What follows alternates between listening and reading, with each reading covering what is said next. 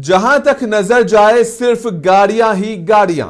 चीन का ऐसा मंजर कि दिल्ली और गुड़गांव का ट्रैफिक जाम भी भूल जाएंगे। चीन के सूबे अनहोई में कौमी दिन की छुट्टियों के अख्ताम पर वुजवांग टोल स्टेशन पर खौफनाक ट्रैफिक जाम देखने में आया, जहां 1,20,000 से जायद गाड़ियां फंस गई। सोशल मीडिया पर वायरल होने वाली वीडियोस में देखा जा सकता है कि पूरा टोल स्टेशन गाड़ियों से भरा हुआ है और हर तरफ सुर्ख सिग्नल की रोशनी से मंजर जगमगा रहा है।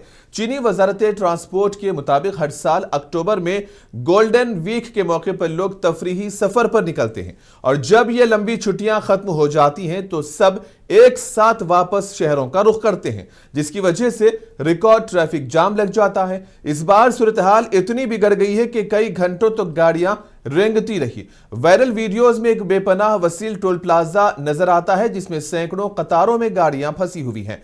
मंजर कुछ ऐसा लगता है जैसे कि कोई फिल्मी सीन हो, लेकिन यह हकीकत थी।